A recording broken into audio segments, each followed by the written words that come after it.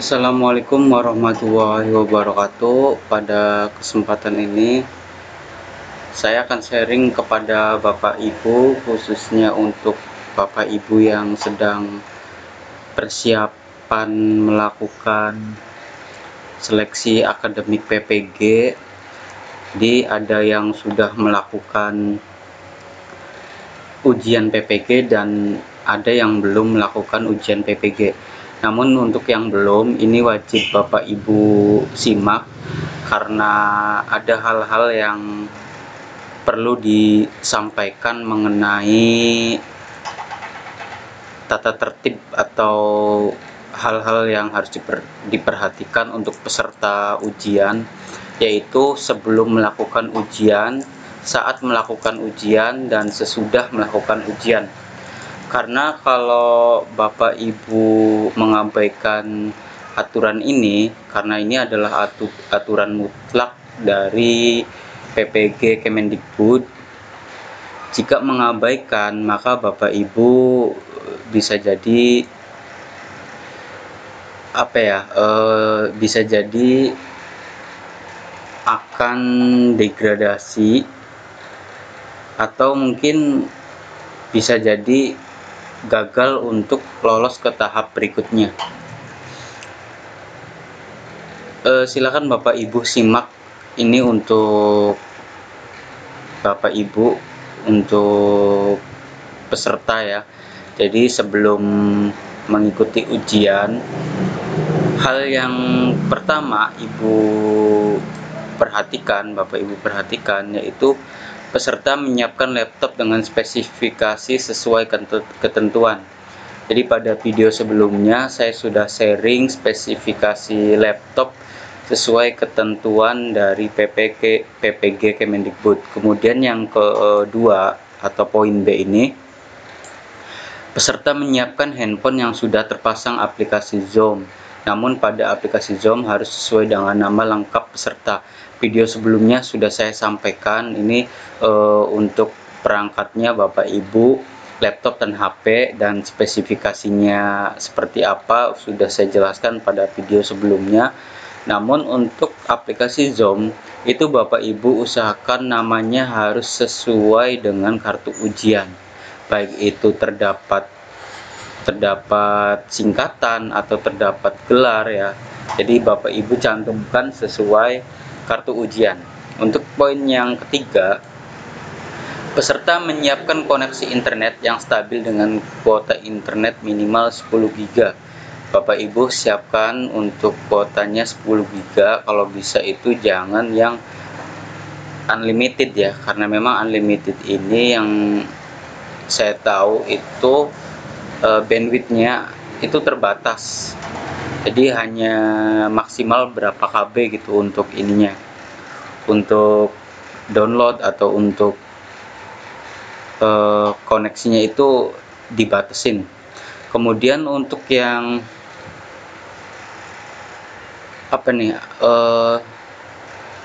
untuk yang D, peserta menyiapkan ruangan yang tenang, nyaman, dan dengan pencahayaan yang cukup. Nah, silakan untuk ruangannya itu seterang mungkin ya, karena memang selain Bapak Ibu nanti mengisi soal, nanti Bapak Ibu akan tatap muka melalui Zoom dengan pengawas.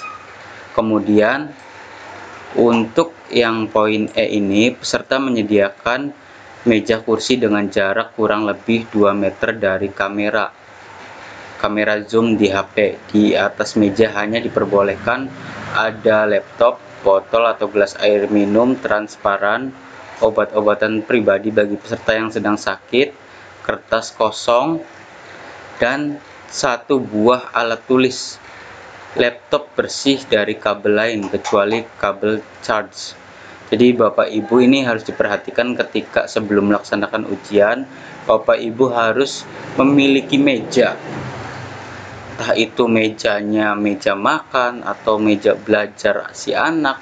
Yang penting Bapak Ibu harus menyediakan, karena aturan ini itu tidak boleh lesehan ya, atau sambil rebahan atau sambil duduk itu nggak boleh. Dan kriterianya ini silakan Bapak Ibu pahami, karena di bulan puasa jangan ada botol, gelas air minum, semuanya dibersihkan termasuk obat-obatan. Cukup Bapak Ibu sediakan alat tulis yang lembaran kosong, HPS atau buku tulis yang kosong gitu, dan kabel-kabel charge. Jadi tidak boleh ada kabel misalnya USB atau kabel charger HP dan lain-lain, dan tidak ada HP di samping Bapak Ibu. Kemudian yang poin F ini, peserta memasang atau menginstal program aplikasi Safe Exam Browser atau SEB ini dan file konfigurasi SEB. Nah, ini sudah saya sharing kemarin untuk memasang atau menginstal aplikasi ujian ini pada video sebelumnya sudah saya pasang, sudah saya sharing gitu. Silakan Bapak Ibu lihat, scroll lagi. Kemudian untuk yang G, peserta mempersiapkan diri untuk mengikuti ujian sesuai jadwal yang telah ditetapkan. Nah, ini Bapak Ibu siapkan, jangan sampai salah sesi atau salah jam ya, atau bisa jadi telat gitu. Jadi harus standby 1 jam sebelum pelaksanaan, itu harus standby, dan alat-alatnya harus dipersiapkan sekarang mungkin gitu. Jangan sampai pas Bapak Ibu melakukan ujian itu baru terpasang gitu. Ini tidak dianjurkan oleh Juknis dari PPG tersebut. Kemudian untuk yang H ini, peserta bergabung dalam WA atau grup WA yang dibuat pengawas pada H-2. Ini tentunya Bapak Ibu sudah bergabung untuk pengawas ya. Jadi link grupnya itu ada pada kartu peserta ujian masing-masing, di bagian bawah itu warnanya warna biru.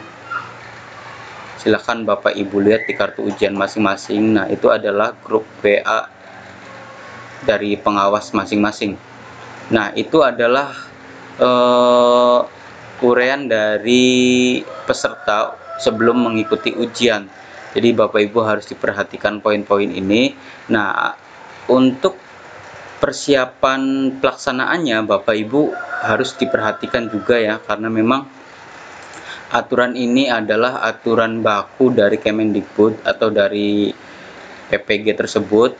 Kalau Bapak Ibu tidak mengikuti aturan yang ada, maka kemungkinan Bapak Ibu akan dieliminasi, atau bahkan sanksi beratnya bisa jadi Bapak Ibu gagal lolos untuk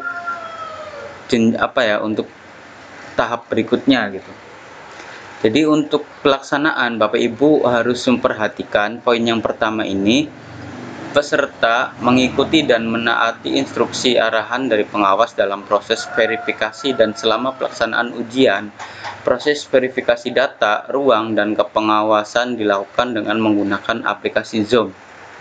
Nah, seperti yang tadi di atas ya diuraikan, mulai dari verifikasi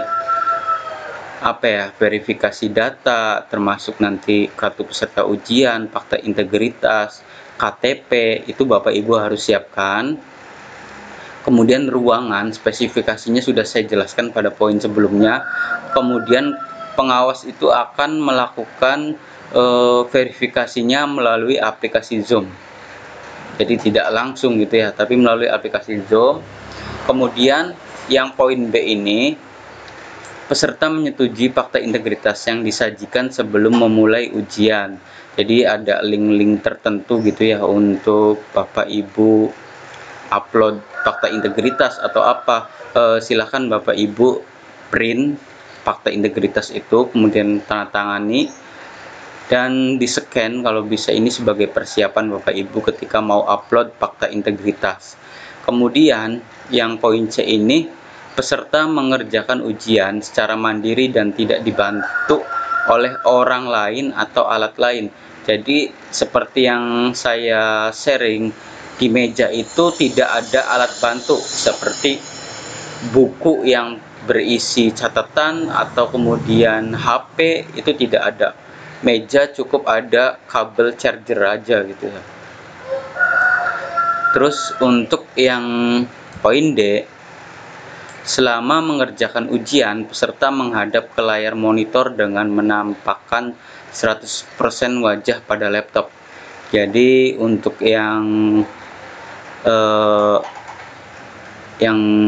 ini ya, jadi tidak boleh arahnya itu misalnya serong atau arahnya berseberangan gitu dengan laptop, karena memang ini harus sesuai banget gitu ya. Jadi tidak boleh ada serong kanan atau serong kiri, pokoknya harus lurus 100% muka itu harus ke laptop. Kemudian selama ini poin E, selama waktu pelaksanaan ujian, peserta harus selalu berada di tempat duduk yang terpantau oleh kamera zoom pada HP. Jadi untuk Bapak Ibu, selama sesi ujian diusahakan tidak boleh kemana-mana, harus stay pada tempatnya Bapak Ibu. Jadi ketika Bapak Ibu mau ke WC atau toilet gitu ya, tidak dipungkiri karena memang nervous atau gugup itu mungkin ada gitu. Tapi Bapak Ibu silahkan jika memang ini urgent atau misalnya pengen ngambil catatan atau pengen ngambil ballpoint, itu kan harus meninggalkan kamera zoom tuh. Jadi usahakan Bapak Ibu minta izin ke pengawas. Jangan sampai sama sekali tidak izin kemudian Bapak Ibu pergi ke WC gitu aja. Ini bisa jadi bisa jadi pelanggaran untuk Bapak Ibu. Kemudian untuk yang poin terakhir ini, poin F, peserta mengikuti tata tertib yang ditetapkan oleh panitia dalam proses ujian. Nah, seperti yang tadi dijelaskan, ini Bapak Ibu harus taati tata tertib dan teknis pelaksanaannya. Kemudian untuk yang ketiga, tadi kan sebelum ujian ada aturan untuk peserta saat ujian atau saat pelaksanaan, itu juga ada aturannya. Kemudian setelah ujian, ini Bapak Ibu harus ada juga nih untuk pelaksanaan ya. Setelah pelaksanaan, poin A ini, peserta menunjukkan kepada pengawas terkait coretan-coretan yang ditulis di kertas kosong saat mengerjakan soal ujian, dan selanjutnya merobek coretan-coretan tersebut di hadapan pengawas. Jadi untuk yang poin A ini dikhawatirkan soal dan jawaban yang Bapak Ibu tulis itu bocor ke teman-teman yang lain gitu. Jadi makanya ini ada aturan setelah pelaksanaan harus disobek sepengetahuan pengawas. Jadi di hadapan pengawas melalui zoom gitu, melalui kamera zoom. Seperti itu. Kemudian yang terakhir ini, yang terakhir peserta mengakhiri ujian sesuai arahan pengawas. Jadi ketika Bapak Ibu sudah melaksanakan semuanya, termasuk sudah melakukan tes atau melakukan ujian, jadi Bapak Ibu tidak meninggalkan gitu aja. Ini harus sesuai instruksi pengawas. Jika sudah, ya udah boleh meninggalkan tempat ujian gitu. Jadi sekiranya Bapak Ibu bisa memperhatikan apa yang sudah ada pada juknis dari seleksi akademik PPG ini, karena kalau Bapak Ibu tidak tahu atau bahkan tidak mentaati, ini bisa jadi kegagalan yang konyol gitu buat Bapak Ibu. Jadi Bapak Ibu sudah mempersiapkan sejak lama gitu, sudah mempelajari materi-materi soal PPG, tapi ketika Bapak Ibu abaikan dengan aturan-aturan ini, terus kemudian